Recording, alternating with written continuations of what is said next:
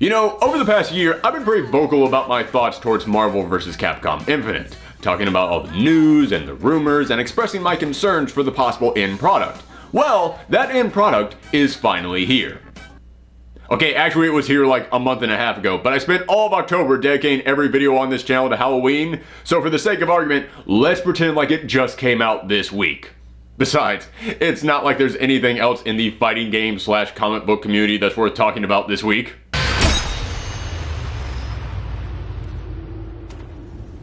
Now that looks like fun. Mind if we play? Okay, let's be real. As soon as that DLC comes out, no one is going to talk about this game ever again. So, before it fades away into obscurity forever, let's go ahead and take a look at our review for Marvel vs. Capcom Infinite. Now, in case you missed all the videos leading up to this game, I'll just quickly let you know where I'm coming from. I love Marvel, I love Capcom, and I've loved all the other Marvel vs. Capcom games for their crazy combat, but also the insane rosters and the massive amounts of fan service. However, after being very disappointed with Street Fighter V and hearing lots of negative rumors and seeing some less than impressive demos and trailers for this game, I was a bit worried. So let me just go ahead and say that after playing through this game, I found myself really enjoying parts of it. Yeah, I'm going to do something today with this review that I've never done before. I'm going to give this game 2 scores and judge it in 2 completely different ways, because I feel like ever since the release of Street Fighter V, there's been a debate going on about who fighting games should be for. Should they be for the online competitive players, or for the general audience who wants single player experiences? Or I mean, I guess you could make them for both audiences, but that's crazy. Who would make a game like that? Okay, but aside from them. And apparently every other fighting game on the market. I bring this up because I feel like this game is a great demonstration of where a game can succeed for one of those groups, but not for the other. Let's start by taking a look at the actual combat, which to me is hands down the most impressive part of this game. As I said, this franchise was always known for crazy combos and going 1,000 miles an hour, and this installment doesn't disappoint. This game features a trial and tutorial mode that will teach you several combos on their own, but that's just for starters because this is a game that rewards experimentation, because I've seen so many people in matches or on videos online just coming up with combinations that the devs couldn't possibly have imagined. I guarantee that in 2 or 3 years, people will still be coming up with brand new combos for characters who were in this game from the very beginning, because there's just that many options. And there's 2 things in this game that actually make this combat richer and encourages that experimentation more than in any of the previous games: the switch mechanic and the gems. Now in this game there's no assist character, but you can summon in your other character with the switch move. But unlike in other games, your first character doesn't automatically leave, which means if you start a combo or a super move with character A, you can summon out character B while character A is still attacking and start attacking with character B.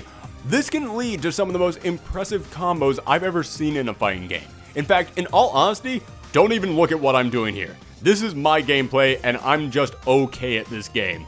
Go see pros like Maximilian Dude or Super Couch Fighters, because real A-class fighting game champs like them can do stuff with this cross mechanic that is insane. In the previous games, when someone would launch into a huge combo, I'd look at it with a bit of disappointment because most people were just using the exact same combos with the exact same 3 characters. But here, thanks to this switch mechanic, it's almost like every character can do their own insane flashy combo by bringing in another character, and they all feel completely different. Heck, I don't even get mad in this game when someone starts whooping my butt, because I'm just so damn impressed by what they're able to pull off.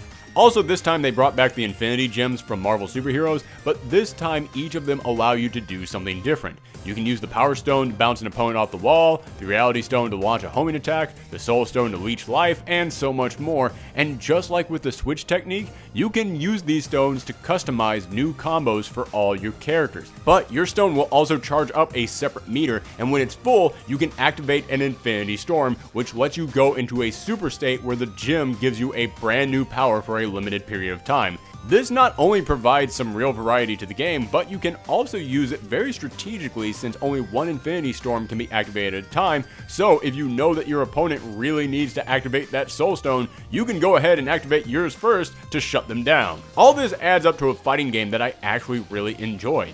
I'll admit I don't go online in my fighting games that often, but I actually had a good time fighting against other players because the combat is so fun and I just wanted to see what other crazy stuff everyone else out there could come up with.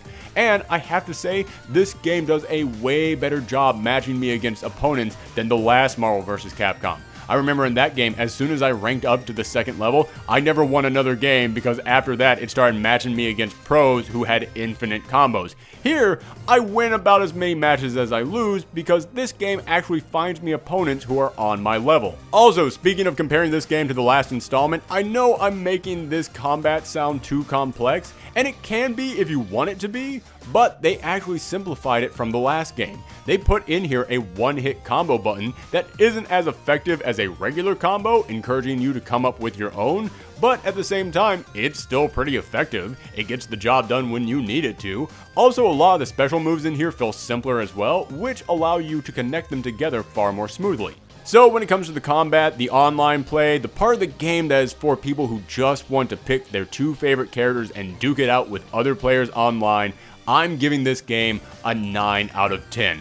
It's damn impressive. Now for everyone else. For the more casual fighting game players, the people who enjoy the crazy cast of characters, the personalities, the story mode, the flavor of the game, the fan service, and everything else beyond just the combat, well, to those people who are wondering what this game will be like for them, I have to applaud Marvel vs. Capcom Infinite because they answered that question as soon as you turn on the game.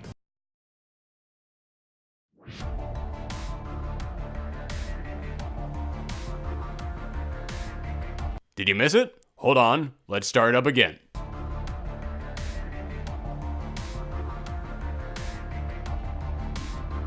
Did you see what I'm talking about? Of course you didn't, because there's nothing there, and that's the problem with this game. If it isn't the combat, it's non-existent.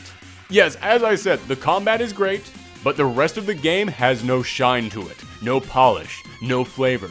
This game really feels like they focused on making the combat as good as they possibly could, and they just said screw everything else. We're just gonna put it out as it is. I mean, watch these opening exchanges between the characters. Hero from a parallel universe, I'm depending on you. Dream team, alright! Now look at the opening exchanges from literally any other modern fighting game.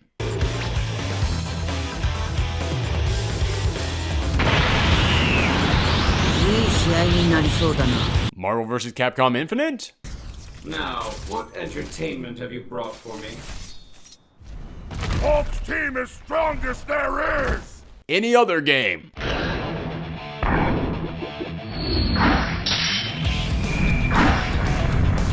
You ready to get pounded? Us? Behave, and I just might put in a good word for you with the Thunderbolts. I do not take orders. I do as I wish. Them. Clark, there are lines we don't cross. The world's changed since Metropolis. No, it hasn't. You have. Even compared to the last Marvel vs. Capcom, this is a step down. This game doesn't even have music playing when the match starts, just a very generic let's fight line. Occasionally you will get a unique exchange between two characters, which would be nice, except the last game had way more of them, which kind of sums up the problem with this game. It's like the last one, but less. I mean, just look at the arcade mode. In the last game, you got a short 2-panel piece of story when you beat arcade mode that for the most part just served as a fun little exchange or cameo between two characters. Nothing big, but it was nice. Here, that's it. They just say thank you for playing, now get out. Like the rest of this game, you can directly compare it to previous installments and see how it just doesn't match up. I mean, look at these graphics. Yes, they look crisper than the last game, but they should. It's on a next-gen console. But the art style itself looks wonky and just bland. I mean, what the heck is even up with Captain America in these pictures? and even if it looks crisper, the game would constantly drop in quality, especially when I finished the game with a Super. You could see it getting pixelated from the overload of colors. And I know I should applaud this game for having a story mode because, well, hey, at least that's something new, and it's at least them trying, but wow, this story mode stinks. I'm sorry for not sugarcoating it, but this story mode really feels like it's here just because they had to put it in here. It doesn't even feel like they got writers to work on this. It feels like after the programmers had created the combat system, Capcom asked them, hey, do any of you guys know how to write a story? Because we just remembered we have to make one. I will admit it's not all bad. I mean, I did get some laughs out of the exchanges between Hagar and Frank West. And as far as crossover fan service goes, they do have the Hulk learning anger control from Ryu, which actually is kind of great. That's a legitimate great thing to have a Capcom character doing with a Marvel character. But in a 4 to 5 hour long story mode, that's all I can really point at as positives. In all honesty, it even feels like half the story is missing. The story starts 2 months after the universes have merged, and they never talk about how it happened until 2/3 of the way through, and then it's just a flashback to how it happened. We never see these characters meeting or interacting for the first time. We never see what happened when their worlds merge. They just all know each other, and they're acting like their universes have always been like this. I mean, for example, when Black Panther pops up, he refers to his home country as Valkanda because that's the name it has after it merged with Valhalla. Shouldn't he still be calling it Wakanda? Or is this one of those things where when they merged, their timelines also merged, so to them, it's always been this way? I honestly have no idea because they never stopped to explain how this merger worked. This story mode just leaves you with questions, and it actually makes everything leading up to this storyline seem way more interesting than the storyline itself. Not to mention, after you spent all this time working through this story mode, after you spent so many hours just fighting the same 2 robots over and over again, it just leads up to a cliffhanger ending that is meant to set up a second story mode or a sequel game, and yeah, have you seen the sales on this thing? We ain't getting that. I know that I should applaud this story mode because hey, at least they gave us something, so that's better than nothing. But it's just such bad storytelling with no real passion behind it, so in all honesty, it's not really better than nothing. And of course, that brings us to the characters themselves. And what can I say about this roster that hasn't already been said a dozen times over? Yes, I'll applaud this game for coming up with a new level 3 super for everyone, but aside from that, this cast is 80% just copy and paste from the last game, except with less characters, including some beloved ones who were staples of this franchise, and you all know who I'm talking about, so I don't need to go into it. And I'm sorry, but in the modern age of video games, just 80% the same as the last one is not worth $60. That's a $20 DLC. In fact, speaking of comparing this to the last game, let me go ahead and address the big complaint I know I'm going to get from everyone because I've been hearing this for months now whenever I talked about my concerns with this game. I know someone is going to say in the comments, but Marvel vs. Capcom 2 only had 6 new characters, or this game has 30 characters, and the last one had 36. That's not so different. Yes, there were only 6 more characters in the last game when it started, but that's 20% more characters than there are in this game. That's actually kind of big, especially if all those characters are brand new, which a good chunk of them were in the last game.